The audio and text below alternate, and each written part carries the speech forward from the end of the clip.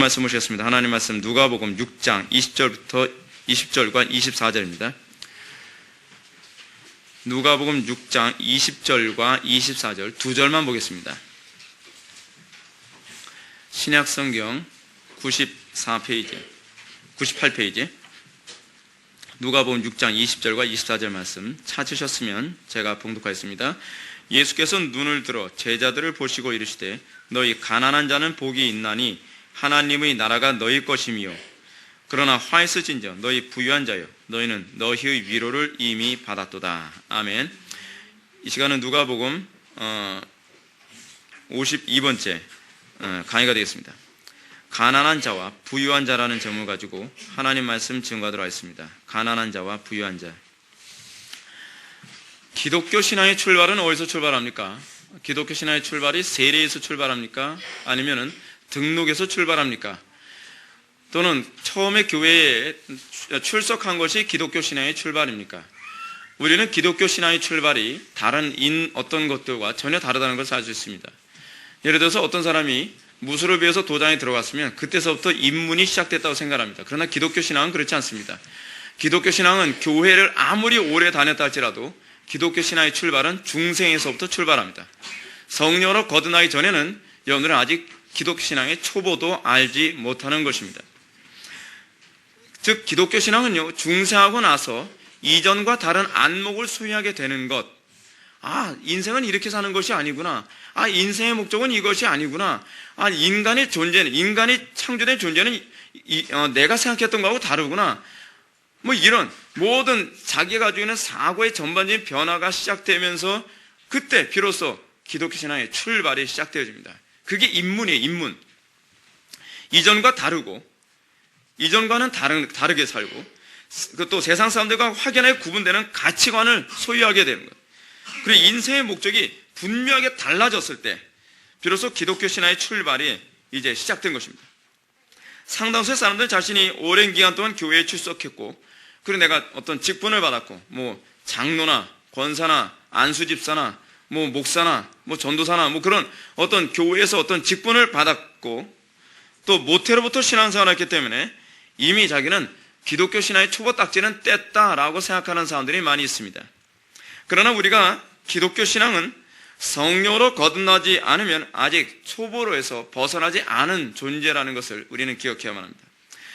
존 버넨의 철로역정에서 형식주의자와 위선자가 나옵니다. 우리가 얼마 전에 살펴봤죠. 형식주의자와 이 위선자가 좁은 문과 십자가를 통과하지 않고 담을 넘어서 순례의 길에 참여하게 됐을 때 크리스찬이 그 사람들을 보면서 이렇게 얘기를 합니다. 이 길 어귀에 문이 하나 서 있는데 왜 그리로 들어오지 않고 담을 넘어오는 겁니까? 문으로 들어오지 않고 다른 데로 넘어가는 자는 절도며 강도라고 성경에 있는 것을 모릅니까? 기독교 신앙에서는요, 여러분들이 좁은 문을 통과하지 않으면 아직 초보도 아닙니다. 여러분들이 십자가를 통과하지 않았으면 아직 초보도 아닙니다. 초보가 아닌 것이 아니라 절도요, 강도입니다. 그 사고, 그러니까 의도가 불순한 동기에서 순례길에 들어서게 됐다는 겁니다. 근데 문제는 뭐냐면 요즘 주일학교 교육, 아이들을 주일학교 교육시키면서도 그걸 가르치지 않습니다. 이 요즘 주일학교는요, 절도와 도둑놈들 대량 생산 공장이 돼버리고 말았습니다. 주일학교 나오면 뭐합니까? 아이들은 주일학교 나와서 교만만 하죠. 맨날 사탕 던지면 성경구절 하나 외웠다는 것 때문에 사람들 좋아하는 그런 아이들. 외식과 위선으로 가득 차서 아이들이 커가지고 자기는 순례길이 뭔지도 모르고 자기 부인도 모르고 십자가도 모르고 좁은 길도 모르는 아이들. 그러면서 자기는 오래 신앙생활 했으니까 저는 어렸을 때부터 신앙생활 했어요. 그러니까 저는 당연히 그리스도인이고 저는 고수겠죠 라고 생각하는 거예요. 아니요. 아직 초보도 모르는 사람. 자기가 왜 예수 믿는지도 모르는 거예요. 그리고 사람의 제일 되는 목적이 무엇인지도 모르고 무엇 때문에 사는 것이고 내가 무엇 때문에 태어난지조차도 모르는 아이들이 무슨 기독교인이라고 얘기할 수 있겠습니까? 안 믿는 애들은 똑같이 생각하죠. 진화론적으로 사고하죠. 좋은 대학 가야지 성공한 것이고 좋은 대학 못 가면 실패한 존재로 생각하죠. 그래서 어떻게 안 믿는 애들은 똑같은 사고방식과 똑같은 세계관을 가지고 모든 사물을 바라보면서 어떻게 기독교인이라고 얘기할 수 있습니까? 그건 기독교인이 아니죠. 기독교인이 뭐가 기독교인인데요? 안목이 바뀐 게 기독교인입니다. 어떻게 안목이 바뀝니까? 하나님의 안목, 그리스도의 안목을 가지고 세상을 바라보게 되었을 때 그랬을 때 그리스도인, 그리스도와 연합된 존재라고 얘기하는 거죠. 뭐 다른 데만 연합된 게 아니에요. 능력만 연합된 것이 아니라 눈도 연합된 거예요. 그분의 안목까지도 우리가 연합된 거예요.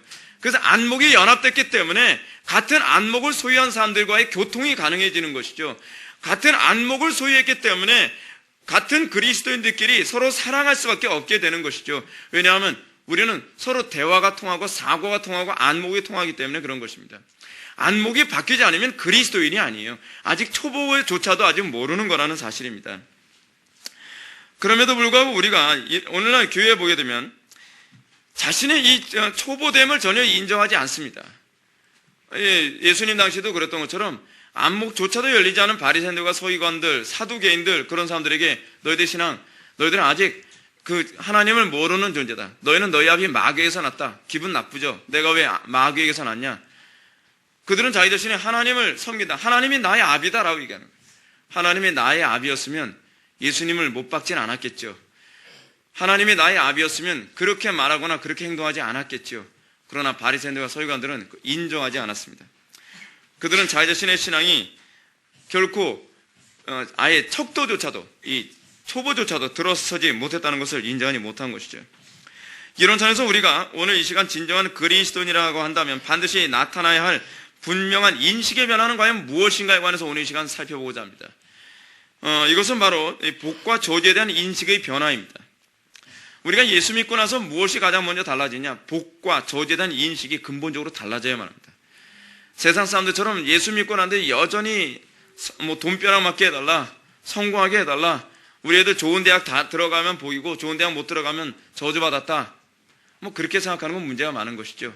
항상 이 수능 같은 이 시험 끝나고 난 다음에 그런 일이 많이 생기지 않습니까? 아, 누구는 복 받아서 애가 좋은 대학 들어가고 누구는 복을 못 받아서 애가 대학 떨어졌다. 여러분, 대학 떨어지면 저주받은 겁니까? 좋은 대학 가면 복 받은 겁니까? 성경에 그렇게 기록하고 있지 않습니다. 누구는 돈 많이 벌었으니까 복 받았다. 누구는 거지처럼 사니까 복 못 받았다. 성경은 그렇게 얘기하지 않습니다. 성경이 얘기하는 복과 저주에 관한 개념이 이 안목부터가 바뀌어야 우리가 세상을 사는 방식이 달라지는 것이죠. 왜 그렇습니까? 여러분들은 뭘 추구하며 살아요? 복 추구하며 살잖아요. 그건요, 하나님께서 우리를 창조하실 때 우리를 창조하신 원리예요. 복을 위해서 살아가도록 그렇게 창조하셨어요. 그것 자체가 잘못된 건 아니에요. 복을 위해서 살아가는 것. 근데 복을 위해서 살아가는데 어떻게 인간이 타락했어요? 복의 개념이 달라진 것이죠. 무엇을 복으로 여기느냐가 관점이 달라져 버린 거예요. 복이라고 생각하는 걸 저주라고 생각하게 되었고, 저주라고 생각하는 걸 복이라고 생각하게 돼버린 거예요. 그래서 저주라고 생각하는 걸 복이라고 생각하며 죽을 때까지 길을 써가면서 그거 하나 추구하기 위해서 인생을 마치 불나방처럼 허비해가며 살아가는 것, 미련하게 살아가는 것, 그렇게 살아가는 것이죠. 쾌락에 몸부림쳐가면서 살아가고, 도박에 자기 인생을 다 허비해가면서 살아가고, 다른 사람을 죽이고 괴롭히는데 인생을 허비하며 살아가다가 노년에 죽음의 앞에 딱 섰을 때 내가 뭘 위해서 살았나? 내가 이것이 고작 이게 복이라고, 내가 이런 거 죽을 때 하나도 내가 가져가지 못할 것, 이걸 내가 복이라고 생각해 살아가면서 내가 인생을 허비했는가? 그 좋은 머리를 이런 데 내가 사용했고 좋은 재능을 이런 데 사용했는가? 허탈하게 생각을 하는 것이죠. 그것이 우리가 인간이 타락함으로써 나타나는 특징입니다. 복도 되지 않는 것, 그걸 복이라고 생각하면서 살아가는 것. 근데 그걸 교회에서도 그렇게 가르치면 곤란하죠. 교회에서도 복이 아닌 것을 복이라고 얘기하면서 진정 복이 되는 걸 마치 복이 아닌 것처럼 혐오스럽게 가르치면 그건 더 이상 교회로서의 기능을 상실해버린 것이죠. 그러므로 오늘 우리 주님께서는요, 복을 얻기 위해서 예수님께 수많은 무리들이 몰려왔을 때 예수님은 그들에게 복을 받게 하는데 초점을 먼저 맞추지 않습니다. 수많은 무리들이 예수님께 말씀도 듣고 또 병고침을 얻기 위해서, 한마디로 얘기한다면 수많은 무리들이 예수님을 찾아온 것은 그들도 복을 받기 위해서 예수님께 찾아온 것이죠. 근데 예수님께 복을 찾아온 그들에게 예수님께서는 마치 어떤 면에서는 초치는 설교를 합니다. 자, 내가 너희들한테 복을 받아라 라고 하는 것보다는 무엇이 복이냐부터 먼저 개념을 얘기해주고 싶다.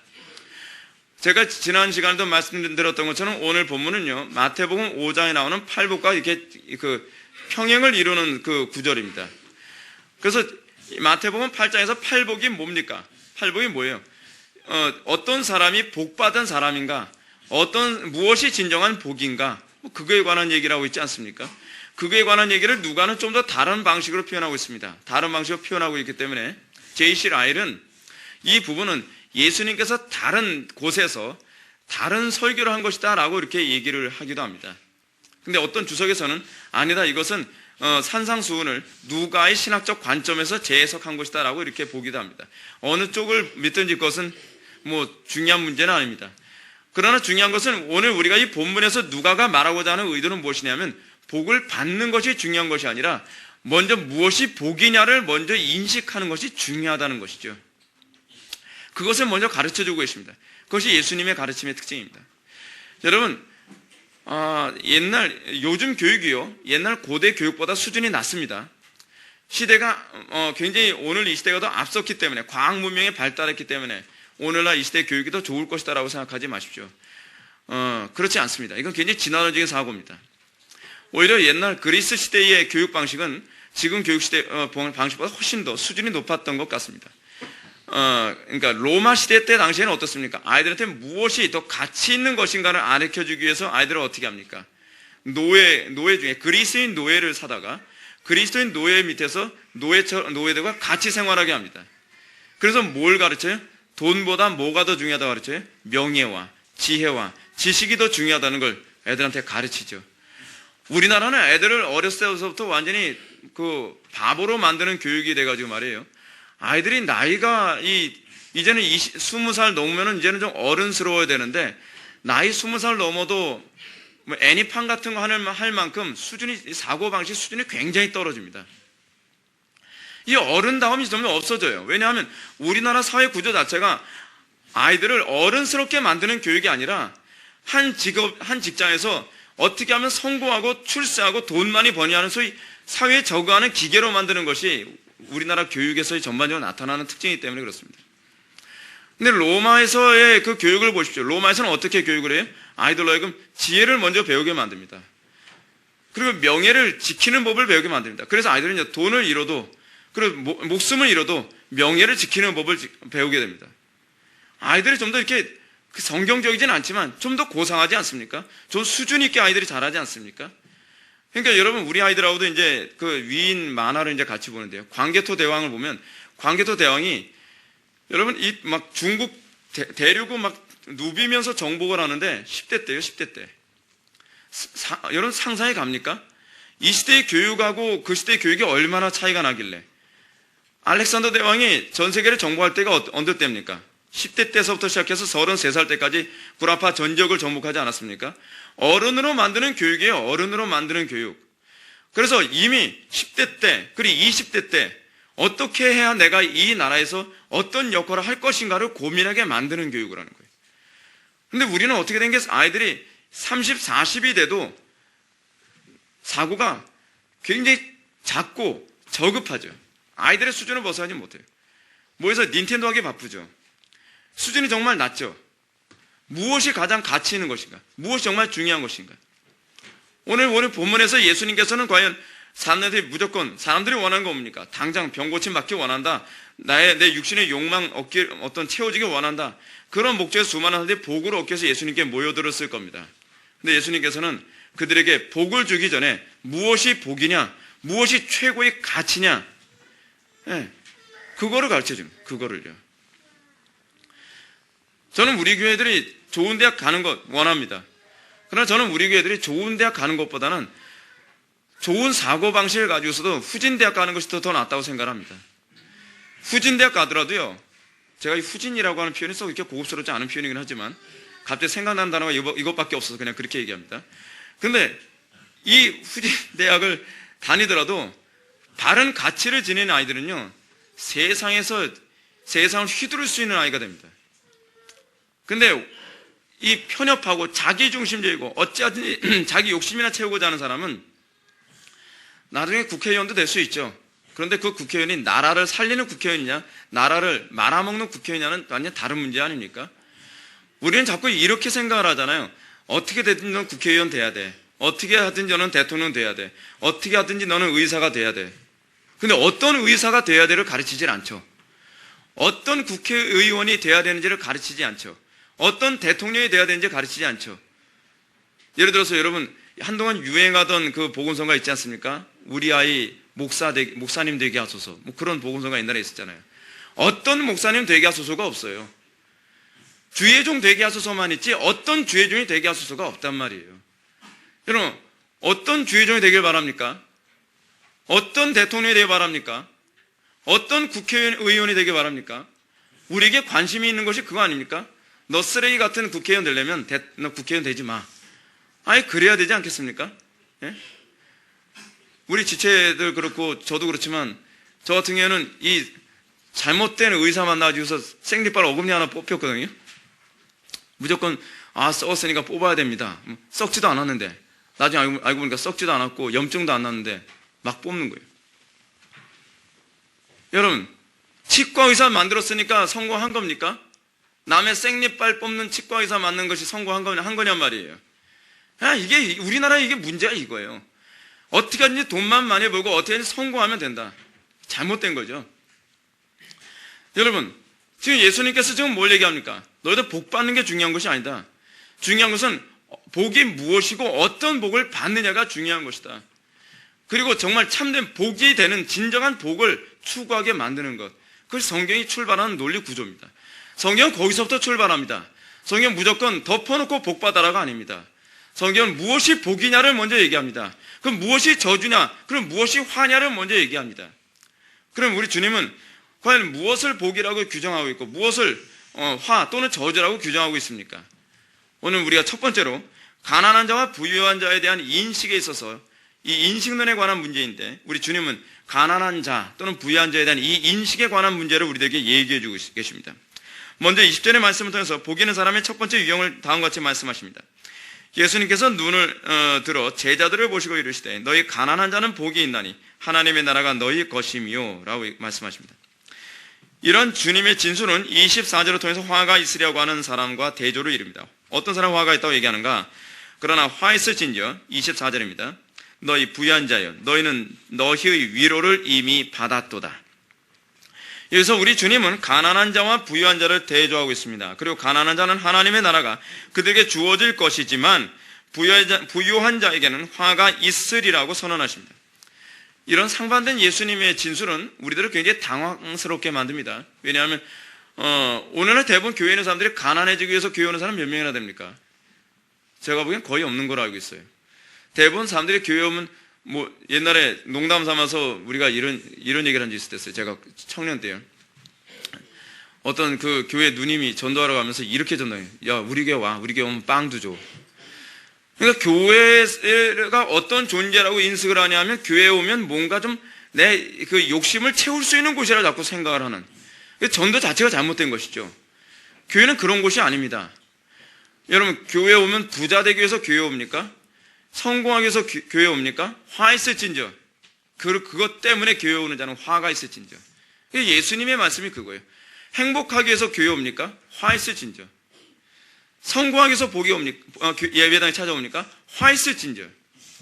우리 주님은 우리들에게 부자, 돈 많이 버는 것이 복이라고 얘기하지 않습니다. 성공이 복이라고 얘기하고 있지 않습니다.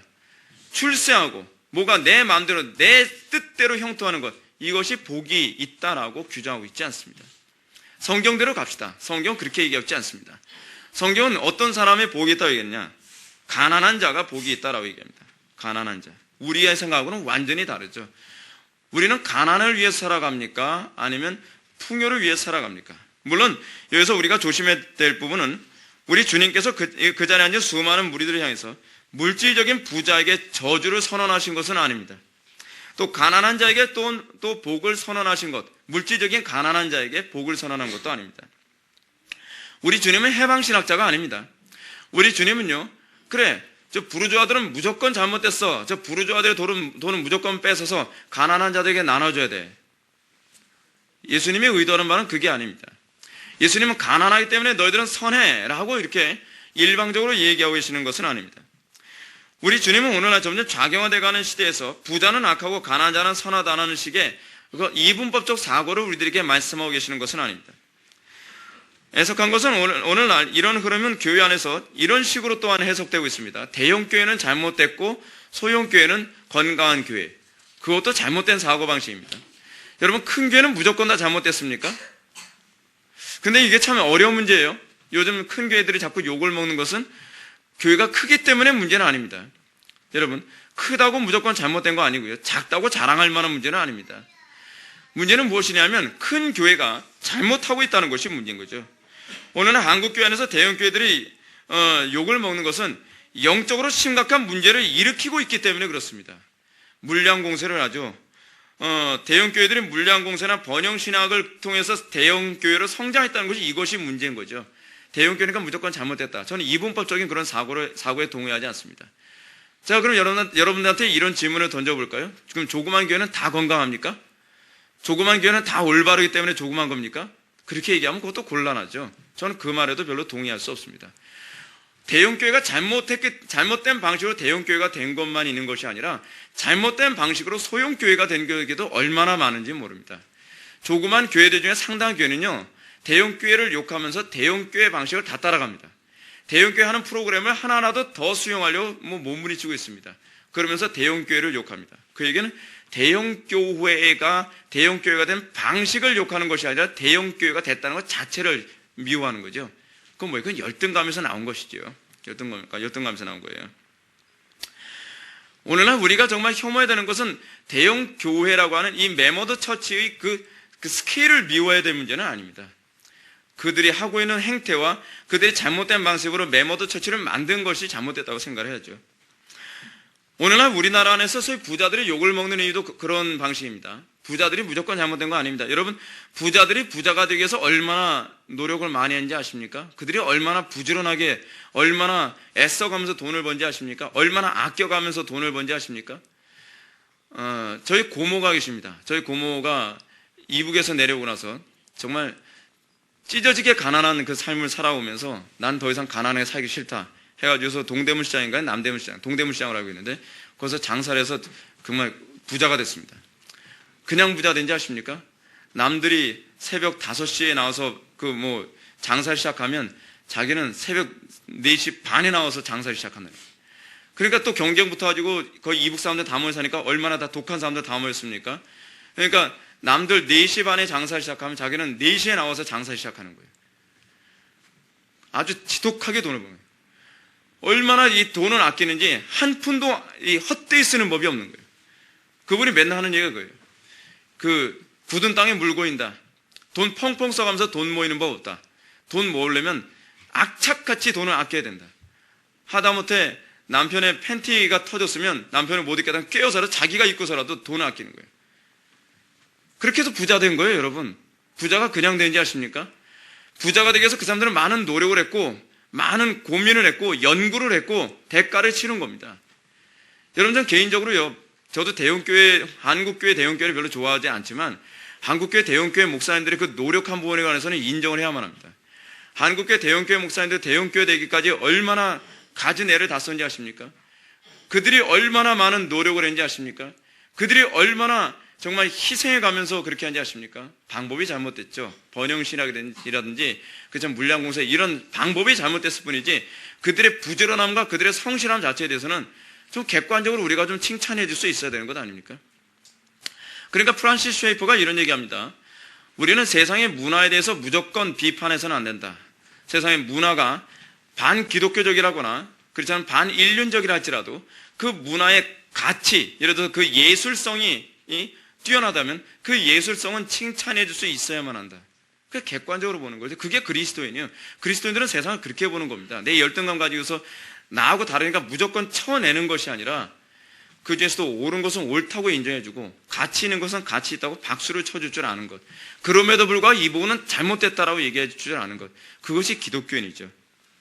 우리나라의 오늘날 부자들이 욕을 먹는 이유 중에 하나는 뭐냐면 우리나라 부자 중에 여러분 집을 가장 많이 가지고 있는 사람이 몇 채 가지고 있는지 여러분 아십니까? 저도 깜짝 놀랐는데 우리나라에서 부자 중에 어떤 사람은요 혼자서 1,008채를 가지고 있대요. 1,008채. 1,008채면 여러분 상상해 갑니까? 초가집 같은 집 1,008채는 아니겠죠. 의리의리한 집도 상당히 있겠죠. 근데 1,008채를 가지고 있답니다. 이런 문제들, 자기 혼자 더 이렇게 우리나라 부자들의 문제는 뭐냐면 돈을 많이 벌었다는 것만이 문제가 아니라 돈을 잘못된 방법으로 벌었다는 것이 첫 번째 문제고요. 그리고 잘못된 방법을 통해서 벌었으니 그 돈을 사회에 환원하기 위해서 쓰는 것이 아니라 자기의 욕심을 채우기 위해서 또는 자기의 권력이나 자기의 어떤 이 개인적인 것을 지키기 위해서 그 돈을 악한 용도로 사용하고 있다는 것이 문제일 뿐입니다. 그런데 문제는 뭐냐면 오늘날 우리나라 부자들 중에서 건전한 부자들도 많이 있습니다. 그러면 이런 부자들에 대해서 건전한 부자들까지 매도하지 말아야겠죠. 우리는 불건전한 부자만 있는 것이 아니라 불건전한 가난한 자들도 있다는 것도 인정을 해야만 합니다. 우리는 자꾸 이렇게 좀 편협한 사고를 갖지요. 불건전한 부자가 있으니까 가난한 자들은 무조건 선하다. 이런 이분법적인 사고는 잘못된 것이죠. 불건전한 부자만 있는 것이 아니라 불건전한 가난한 사람도 있습니다. 맨날 술 마시고 엉뚱한 짓 하고 돌아다니면서 노름하느라고 가난한 자가 된 사람들을 여러분 절대로 좋게 봐줄 수는 없는 문제죠. 그건 잘못된 거예요. 틀림없이 잘못된 겁니다. 불건전한 부자가 지탄을 받아야 하는 것처럼 불건전한 가난한 자들도 지탄의 대상이 되어야만 합니다. 이게 형평성이 맞는 얘기죠. 그리고 이와 아울러 우리는 정말로 부지런하고 성실하게 살아가는 가운데 가난한 사람에게 동정과 연민의 마음을 품어야 하는 것처럼 부지런하고 지혜롭고 성실하게 노력해서 부자가 된 사람들도 존경할 수 있어야만 합니다. 그것이 아주 좋은 사회적 풍토입니다. 물질적인 부자와 가난한 자들에 대한 이런 인식은 사회를 더욱 건전하게 만들겠죠. 왜냐하면 이런 인식은 첫째로 성경적이기 때문에 그렇습니다. 사도 바울이 뭐라고 얘기했습니까? 누구든지 일하기 싫어하거든 먹지도 말게 하라. 이것이 성경의 가르침입니다. 게으른 자는요, 그리고 노력하기 싫어하는 사람은 사실은 얻질 말아야만 합니다. 게으른 자의 가난함은 그 자체로 심판이 되게 해야만 합니다. 두 번째로 이런 인식은 건전한 부자가 되게 하려는 노력을 독려함으로써 사람들 사이에서 선의 경쟁과 부지런한 삶을 통해서 밝고 건전한 사회를 조성하겠죠. 이런 차원에서 건전하게 크게 된 교회들이 자꾸 나와야 된다고 저는 생각을 합니다. 우리나라가 지금 문제는 뭐냐면 미국의 건전하게 큰 교회들과 같은 그런 교회들을 찾아보기가 힘들다는 게 문제입니다. 이 무슨 얘기냐? 한국 교인들이 욕심이 많아가지고 건전한 방식으로 목회를 했다가는 모여들지 않는다는 게 문제예요. 미국이나 영국 같은 교회에서 정말 건전하게 목회를 했을 때 사람들이 많이 모여들었을 때 건전하게 목회하려고 하는 목회자들의 목회 의욕을 굉장히 돕겠죠. 근데 우리나라는 어떻게 된 게 건전하게 목회하려고 했을 땐 좌절을 하다가 난 더 이상 이렇게 못하겠어. 알파, 베타, 감마 다 도용해가지고서 교회 이상한 프로그램 다 도용해가지고 목회를 하면 그제서야 사람들이 모여드는 거예요. 문제가 심각한 거죠.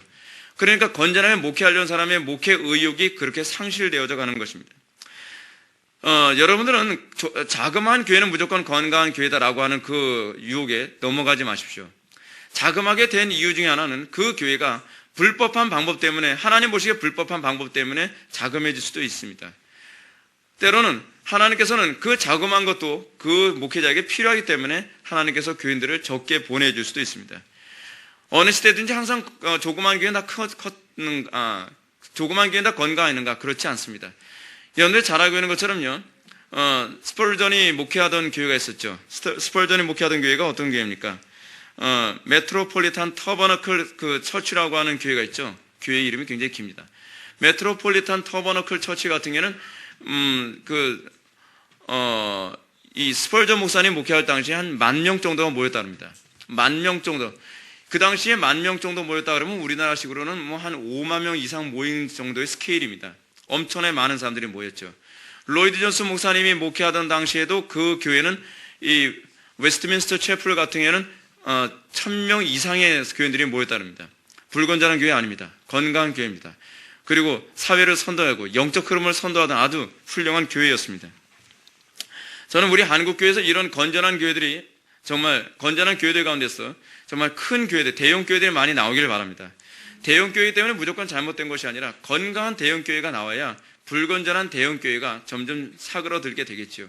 이런 대립이 필요하다고 저는 생각합니다.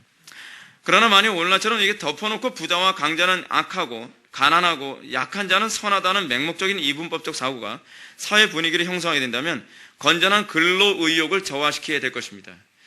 그리고 큰 교회는 무조건 잘못됐다라고 하게 되면 건전하게 정말 교회를 성장시키려고 하는 의욕도 점점 약화시키게 될 것입니다. 그래서 점점 어떻게 됩니까? 게으름과 나태함이 합리화되겠죠.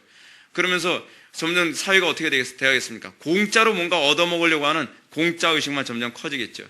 우리나라에서 자꾸 이 가난한 자들은 마치 선한 것처럼, 부자들은 악한 것처럼 나오는 이런 추세는 사실은 공짜를 좋아하는 한국인들의 이 사고방식이 아주 지대하게 영향을 끼친 거라고 생각합니다. 가난과 부에 대한 사회적인 이야기는 이 정도만 하고, 이제 우리 주님께서 하신 말씀으로 돌아갑시다. 우리 주님은 자신에게 말씀을 듣기 위해 몰려든 사람들을 향해서 가난한 자가 복이 있으리라고 선언하셨고, 부유한 자에게 화가 있으리라고 선언하셨습니다. 그러면 우리는 여기서 우리 주님이 선언하신 복의 내용이 과연 무엇인가 한번 봅시다. 그것은 바로 하나님의 나라가 너희 것임이라는 겁니다. 가난한 자에게 무엇이 주어진다는 겁니까? 하나님의 나라가 주어지기 때문에 복이 있다는 겁니다. 그러면 이 가난함이라고 하는 이 얘기는 결코 물리적인 가난함을 얘기하는 것이 아니라는 것을 알 수 있죠. 여기서 예수님께서 말씀하시는 가난함이라고 하는 것은 영적인 가난함입니다. 이것을 더욱더 선명하게 보여주는 것이 마태복음 5장 3절에 나오는 이 짝을 이루는 구절이죠. 짝을 이루는 구절에서 뭐라고 얘기합니까? 심령이 가난한 자가 복이 있나니 천국이 저희 것이며 라고 얘기하고 있죠. 이 마태복음은 더욱더 이 가난함에 대한 정의가 심령과 관련되어진 영적인 가난함이라는 것을 우리들에게 아주 잘 얘기해주고 있습니다. 이런 예수님의 선언을 볼 때 우리는 예수님께서 말씀하시는 가난한 자라는 말과 부유한 자라는 말의 의미가 무엇인지 선명해지게 됩니다. 예수님께서는 심령이 가난한 자가 복이 있다는 것이고, 심령이 부유한 자가 저주가 또는 그들에게 화가 있으리로다라고 선언하고 있는 것입니다. 그리고 이 심령의 가난함이라고 했을 때 이 가난함이라고 하는 말을 나타낸 헬라어 프로토코스는 구걸하지 않고서는 결코 생존을 유지할 수 없는 절대적인 가난을 의미합니다. 어떤 가난함이라고요? 구걸하지 않고서는 결코 생존을 유지할 수 없는 가난함. 그러니까 가난함의 강도가 다릅니다. 구걸 안 해도 되는 가난함이 아니에요. 어떤 심령이 좋은 심령이에요? 하나님께 날마다 이 구걸하듯이 은혜를 구하지 않고서는 견딜 수 없는 그 심령이 좋은 심령이라는, 그 심령이 복받은 심령이라는, 그 심령이 하나님의 나라가 임한 심령이라는 겁니다. 특히 이 헬라어에 해당하는 히브리어 아나라는 이 말이 있는데, 프로토코스에 관련되어진 아나라는 히브리어, 이 히브리어는 경제적인 면에서 그날 벌어서 그날 먹고 사는 사람을 지칭하는 것으로서 압제를 당한다 해도 사회적으로 보호받지 못하는 자를 가리킵니다. 그러니까 이 아나라고 하는 이 히브리어를 프로토코스가 헬라어로 번역했을 때 프로토코스가 된다는 얘기죠. 근데 이 아나라고 하는 히브리어가 뭐예요? 자기가 하루 벌어서 하루 먹고 사는 사람인데요. 근데 문제는 뭐냐면 육체적으로나 정신적으로 압박을 당해서 하루 먹고 하루 사는 것조차도 뺏겨가지고 이것조차도 먹고 살기 힘든 상태의 사람을 아나라고 하는 거예요. 아나. 그러면 여러분, 여기서 얘기하는 심령의 가난한 자에 해당하는 이 프로토코스라고 하는 이 헬라어가 뭘 의미하는지 알죠? 마치 이거와 같습니다. 마치 정복국가가 피정복국가, 옛날에 우리 일제시대 때 겪어봤잖아요. 우리도 하루 먹고 살기도 힘든데 정복국가에서 날마다 약탈을 해가는 거예요. 날마다 착취해가는 거예요. 그럼 어떻게 해요? 먹고 살기 힘들어지죠. 그럼 그 사람들의 구걸 상태는 얼마나 힘든 상태가 되겠습니까? 여기서 얘기하는 이 아나라고 하는 이 상태는 단순히 파산 상태, 경제적인 파산 상태가 아니라 자기가 그날 벌어서 그날 먹고 살 만큼 근근히 살아가는 것조차도 약탈당해서 빼앗겨가지고 살기 힘들 정도의 가난한 상태를 얘기하는 거예요. 자, 구약에서 이런 상황과 그대로 일치하는 사건이 있습니다. 사사기를 보시면 있습니다. 사사기 6장에 보게 되면 여러분들이 사사기 6장에서 나온 얘기가 뭔지 아십니까? 기드온 사건이 여기서 나옵니다. 기드온. 사사기 6장이 기드온 사건의 배경은 뭐냐 하면 미디안이라고 하는 군사가 있었습니다. 미디안 족속이 있었습니다. 이 가나안 족속들 중에서 이 미디안 족속은 굉장히 강력하고 굉장히 무자비한 족속들이었습니다. 근데 이 미디안 족속들은요, 추수 때만 되면 이스라엘 영토로 침범에 들어와 가지고서요, 이스라엘 영토에 있는 곡식들을 깡그리 다 빼앗아가 버리고 말았어요. 그러니까 이 사람들은 자기네들 먹고 사는 것조차도 허덕이는 상황인데 이 미디안 족속들이 와서 하나도 빼놓지 않고 다 가져가 버리니까 먹고 사는 것 자체가 힘든 상태가 돼버리고 말았어요. 그것을 자그마치 근 7년 동안 미디안 족속들에게 이렇게 짓밟히며 살았단 말입니다. 그들은 미디안 군대로 인하여서 받은 약탈과 고통이 극에 달했는데 그 상황을 사사기 6장 3절부터 6절은 이렇게 표현하고 있습니다. 이스라엘이 파종할 때면 미디안과 아말렉과 동방 사람들이 치러 올라와서 진을 치고 가사에 이르러 토지 소산을 멸하여 이스라엘 가운데 먹을 것을 남겨두지 아니하며 양이나 염소나 나귀도 남기지 아니하니 이는 그들의 짐승과 장막을 가지고 올라와 메뚜기 떼같이 많이 들어오니 그 사람과 낙타가 무수함이라. 그들이 그 땅에 들어와서 멸하려 하니 이스라엘이 미디안으로 말미암아 궁핍함이 심한지라. 이에 이스라엘 자손이 여호와께 부르짖었더라. 어느 정도로 심각한 상태인지 알만하죠. 추수 때가 딱 되면 자 이제 저 이스라엘이 추수할 때 됐단다. 자 돌격 앞으로 하게 되면 이 사람들은 나가서 마치 메뚜기 떼처럼, 메뚜기 떼를 표현한 이유가 있죠. 메뚜기 떼가 지나고 나면 푸른 거라고는 나만 하는 게 없잖아요. 우리나라 말로는 황충이라고 얘기하는데, 그런 것처럼 이 미디안 족속들이 내려가게 되면요, 구석구석 다 뒤져가면서 이 다음 해에 씨로 삼으려고 하는 것까지도 다 거덜내 버리는 거예요. 그러니까 이 사람들이 하나 여호와께 부르짖었더라. 이게 바로 히브리인들의 이 가난한 상태를 아주 잘 표현해 주는 겁니다. 사사기 기자의 언급에 의하면 이스라엘 백성들의 궁핍은 극에 달한 상태였습니다. 그들은 하루 먹고 하루 살기도 근근히 살아가기도 힘든데 그것은 미디안 족속들에게 다 약탈당할 만큼 끔찍한 고통을 당하고 있는 상태였습니다. 미디안 사람들의 약탈에는 일말의 배려나 동정도 없습니다. 그들은 이스라엘 백성들이 굶어 죽든 말든 상관하지 않고 구석구석 다 뒤져서 다 빼앗아 갈 정도였습니다. 그들의 수탈이 얼마나 극심했는지 기드온이 부름을 받을 그 시점에도 기드온은 뭐라고 했었냐면 한쪽 구석에서 숨어가지고 이 넓은 그 평지에서 또는 마당에서 탈곡을 했다가는 다 뺏기니까 넓은 마당에서 탈곡도 못하고 자기 곡식을 탈곡하기 위해서 숨어가지고 포도주 틀에다가 숨어서 조금씩 이렇게 빼서 탈곡을 해야 될 정도로, 그 정도로 지금 심각한 상태였던 사실입니다. 이런 상태에서 지금 이스라엘 백성이 어떻게 해요? 부르짖었더라. 히브리어로 차크. 항상 히브리어에서 이 차크라고 하는, 또는 어떤 책에서는 히브리어 차크를 짜크라고 발음을 이렇게 음역을 했는데, 제가 배우기로는 이 차대를 쓰기 때문에 이 차크가 더 많은 것 같은데 짜대라고 이렇게 또 했더라고요.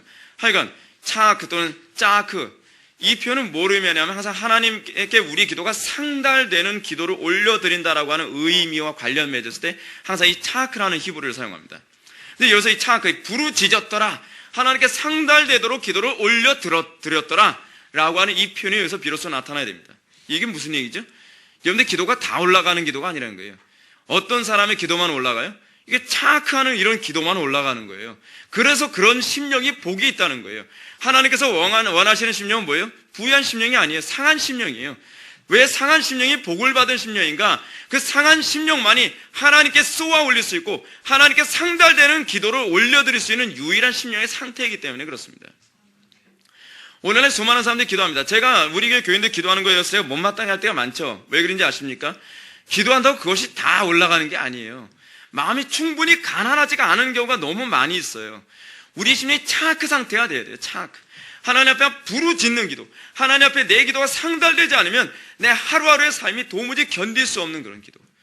그래서 이 차크하는 이런 기도가 하나님께 딱 상달해서 이 차크라는 단어가 나오면 항상 뭐가 나오냐면 그때 여호와께서 그들의 기도를 들으시고 응답하셨더라라는 얘기가 항상 뒤따라와요.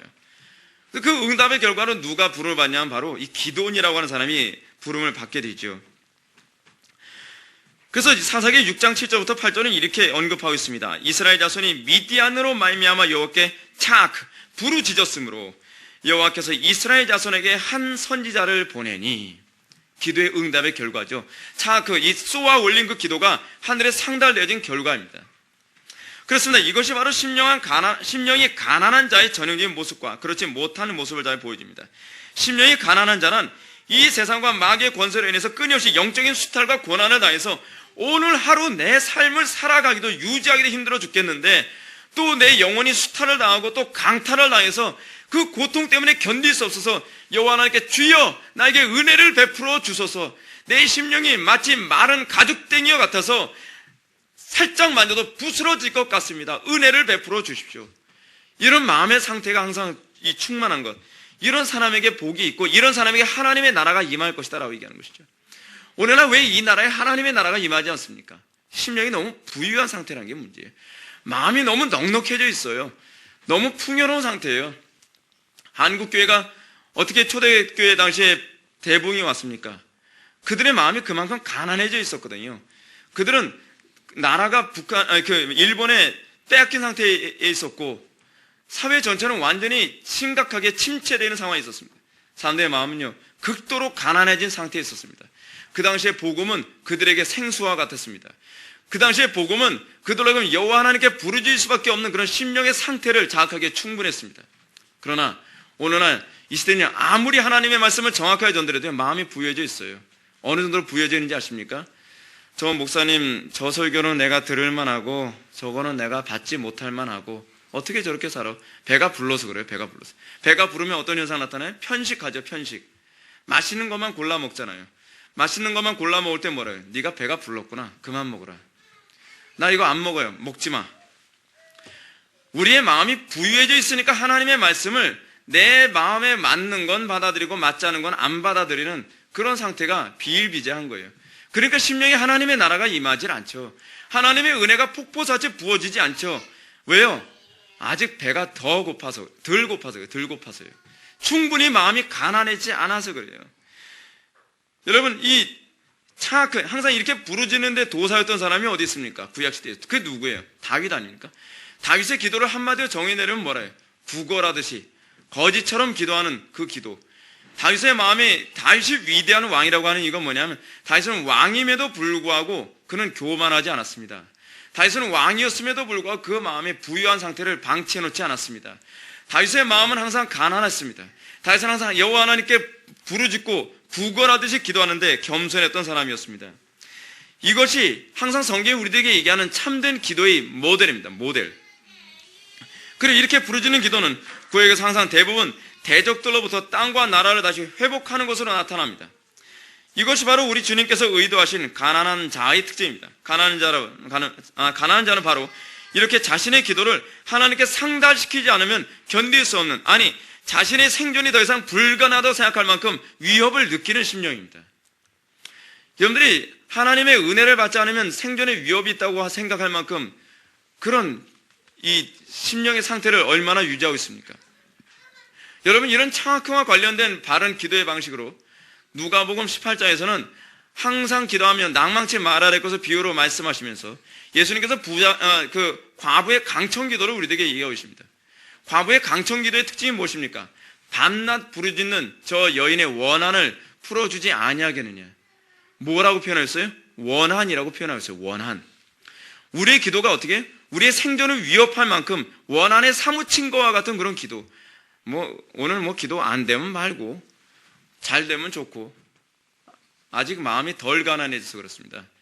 여러분, 배고픈 사람이 오늘 안 먹어도 된다는 그런 생각 있습니까? 오늘 못 먹으면 말지. 그 배가 덜 고파서 그렇죠. 아이들한테 어느 날 별로 맛없어 보이는 음식을 가져왔습니다. 야, 먹어라. 어떻게 이걸 먹어요? 못 먹어요. 네가 배가 덜 고팠구나. 나가. 안 먹어요. 안 먹겠다 나간단 말이에요. 한 3일만 굶겨보십시오. 안 먹게 생겼나? 그거 없어요? 그것부터 찾죠. 우리가 오늘날 이 시대의 기도가요, 죽은 이유가 있습니다. 왜냐하면 우리는요, 상달시키기 위해 기도를 하지 않는다는 게 문제예요. 우리가 기도가 상달이 안 돼도 별로 안타까움이 없어요. 왜요? 우리는 그렇게 가난하지 않거든요. 여러분, 기도는 항상 어떤 식으로 기도가 시작돼야 되는지 아십니까? 내 생존이라고 하는 것과 항상 직결된 관점에서 기도가 시작돼야 돼요. 내가 은혜 받지 않으면 내 마음이 굳어져서 내가 살 수 없을 것 같은 이 위협, 이 위기감이 느껴져야만 합니다. 우리의 마음이 항상 하나님의 그 보좌를 움직이는 데 있어서 수동적이라거나 그렇지 않으면 느슨할 수가 없습니다. 어느 시대든지 시대로 움직이는 기도라는 사람이 그래서 많지 않았던 이유가 뭐냐면 그렇게 심령이 가난한 자들이 별로 없었기 때문에 그래요. 우리의 신앙의 선배들은 어떻게 기도했습니까? 바로 이 정말 생존을 위해서 내가 하나님의 은혜를 오늘 내가 받지 않으면 주님, 내가 밥을 못 먹어도 좋습니다. 내가 돈을 못 벌어도 좋습니다. 사업에 실패해도 좋습니다. 좋은 대학 못 가도 좋습니다. 그렇지만 내가 오늘 주님의 은혜를 받지 않으면 내가 죽을 것 같아서 내가 주님 앞에 오늘 시간 매달립니다. 천부여 의지여서 손들고 옵니다. 주 나를 박대하시면 내가 어디로 가오리까? 주님의 박대하심이 가장 두렵게 느껴져서 기도가 시작되어야만 합니다. 그럴 때 기도가요, 하늘 보좌를 꿰뚫는 기도가 비로소 시작되는 것입니다. 예수님께서 화있을진저라고 선언한 이 부유한 자들, 예수님 당시에 이 부유한 자들은 과연 어떤 사람들이었습니까? 대표적인 첫 번째 케이스들, 이 부유한 자들은 어떤 사람들입니까? 압제자들과 적당히 양앞에서 스스로 살궁리를 찾는 사람들이 부유한 자들 아니겠습니까? 하나님의 은혜 없이도 내가 살궁리가 있어요. 왜요? 적당히 압제자들과 타협해서 양합해가지고 살면 그 사람들한테 오는 것이 있죠. 그것으로 인해서 그들은 생존을 유지할 수 있죠. 하나님이 굳이 도와주지 않아도 되죠. 그런 사람들이 어떤 사람입니까? 신약시대의 그 대표적인 사람이 어떤 사람이에요? 바로 세리들 아닙니까? 그래서 세리들이 그래서 욕을 먹는 거예요. 근데 문제는 세리만 그랬습니까? 가만히 살펴보면, 뒷조사를 해보면 세리만 그랬던 것이 아니라 그 당시 유대인 종교 지도자들도 정치적으로 로마와 적당히 야합을 하고 살았어요. 그렇기 때문에 이 사람들도 로마 정권이 무너지는 걸 싫어했어요. 그래서 예수님 십자가 못 박았던 것 아닙니까? 오늘날 우리가 정말 하나님 앞에 차악하듯이 정말 생명 걸고 기도하지 않은 이유가 뭐냐면 세상에 사는 게 별로 불편하지가 않은 거예요. 세상과 적당히 야합해서 사니까 세상으로부터 오는 것이 적당히 만족하거든요. 마음이 가난하지 않은 거예요. 그러니까 하나님의 말씀이 생명처럼 여기지 않죠. 기도를 생명 걸고 하질 않죠. 오늘날 생명 걸고 기도한다? 다 웃기는 얘기죠. 누가 생명 걸고 기도를 합니까? 그거는요, 생명 걸고 기도하는 건 기도가 생명이라는 의식이 있는 사람만 생명 걸고 기도합니다. 오늘날 에스카이도 영적으로 이런 유형의 사람들은 교회 안에서 너무나도 쉽게 볼 수 있습니다. 오늘 교회 안에 보면 수많은 교인들이 있지만 그 가운데 수많은 교인들이 하나님 나라 백성이라는 신분으로 인해 자신의 영적 생존이 위협당한다고 탄식하며 기도하는 사람이 과연 몇 명이나 되고 있습니까? 오늘날 시대의 그리스도인들은 세상과 적당히 타협하면서 세상으로 인해 적당히 부유함과 안락함에 만족해가면서 거기에 만취해서 살아가는 존재들입니다. 성경 틀림없이 우리들에게 세상의 이런 풍요 안락함에 의해 잠들지 않도록 경고하고 깨어 있을 것을 명령하고 계십니다. 또 오늘 본문에서는 화있을진저 너희 부유한 자여 너희는 너희 위로를 이미 받았도다라고 경고하고 있습니다. 세상의 것으로 위로를 받는다는 얘기가 무슨 얘기인지 아십니까? 세상의 것을 적당히 배불리고 있는 사람들, 그게 세상으로 위로를 받고 있는 겁니다. 하지만 우리는 존 버넷의 철로역정의 단순과 나태와 거만처럼 오늘날 이 시대 사람들은 이렇게 얘기하기 좋아하죠. 이 부유한 자들의 특징입니다. 난 위협이 느껴지지 않습니다. 깨어있으라고 아무리 얘기하고 아무리 하나님께 부르짖고 기도해라, 하나님 앞에 당신의 문제가 있으면 하나님께 상달하도록 해라, 그렇게 기도 안 하죠. 왜 그렇게 기도 안 합니까? 난 위협이 느껴지지 않습니다. 이게 바로 이 심령이 부유해진 상태의 전인의 특징이죠. 또 이렇게 얘기합니다. 난 조금 더 자야겠소. 얼마나 좋습니까? 여러분 지금 잘 상황입니까? 우리나라 지금 상황, 전 세계 상황을 보면 여러분들 잠이 옵니까? 지금 그렇게 기도 안 하고 다리 쭉 뻗고 잠이 오냔 말이에요. 지금은 우리가 기도를 조금이라도 더 많이 쌓아놔야 될 때입니다. 우리는 지금은 더욱더 하나님의 은혜의 부유함으로 무장되어야 될 때입니다. 언제 어떻게 우리의 신앙이 위협을 당할 날이 올지 우리는 알 수 없는 시대에 살고 있습니다. 그날이 도적같이 옵니다. 그러다가 여러분들 미련한 다섯처녀처럼 나에게도 은혜를 나눠주셔서 내 등불이 꺼져가나이다, 나눠주십시오. 그때는 이미 틀린 겁니다. 같이 나름대로 믿음 지켰다고 감옥에 앉아있으면서 한 사람 예수 믿는다고 죽임을 당하거나 고문을 당하는데 나는 믿음 지킬 자신 없는데, 나는 믿음 지킬 자신 없는데 나한테 믿음을 나눠주십시오. 그렇게 믿음이 그렇게 나눠진다고 나눠지는 건 줄 아십니까?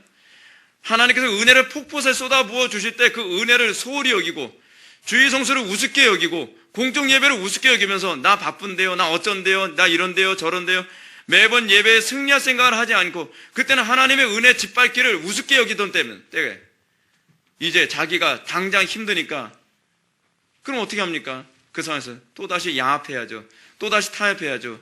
에이 설마 내가 여기서 주님 부인한다고 내가 지옥 가기라도 하겠어? 그죠? 그러면서 또 하던 대로 또 그렇게 살아가는 거예요. 그러면서 그 고난을 다시 피해 나가죠. 그러면서 하던 방식이 그대로 또 나오는 겁니다. 그렇지 않으면 또 이렇게 얘기가 나오죠. 사람들은 다 제각각 사는 것이요, 공연히 남의 일에 참견하지 말고 자기 일이나 알아서 하시오 라고 대답하는 사람들이 교회 안에 얼마나 많이 있습니까? 제발 흔들어 깨우지 마십시오. 제발 귀찮게 하지 마세요. 나 신앙생활 나 알아서 할 테니까 더 이상 귀찮게 하지 말란 말이에요. 내가 기도를 죽을 쓰든 밥을 쓰든 내가 예배를 잘 드리든 못 드리든 내가 예배 시간에 졸든 뭐하든 제발 신경 쓰지 마세요. 내가 알아서 할 테니까. 이게 마음이 부유한 사람들의 전형적인 특징이죠. 전형적인 특징이에요. 사랑하는 성도 여러분, 이런 사람들의 모습이 무엇이냐 아십니까? 그들은 가난함이 없다는 겁니다.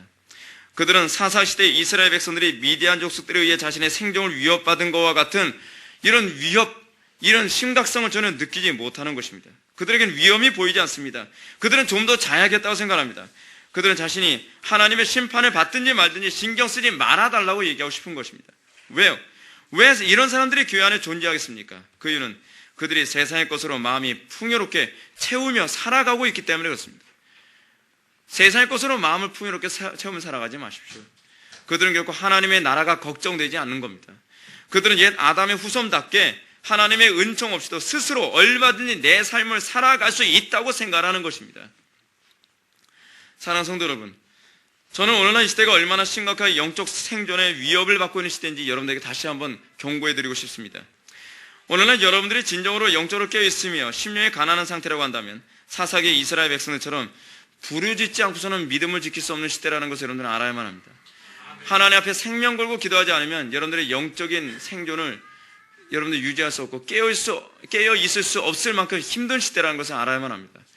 우리가 보는 매스컴들, TV, 인터넷, 하다못해 이 스마트폰, 길거리 가면서 사회 모든 문화, 아이들은 학교에서 학교 교육이 모든 것들이 아이들의 영적인 잠을 점점 더 재워놓고 있습니다.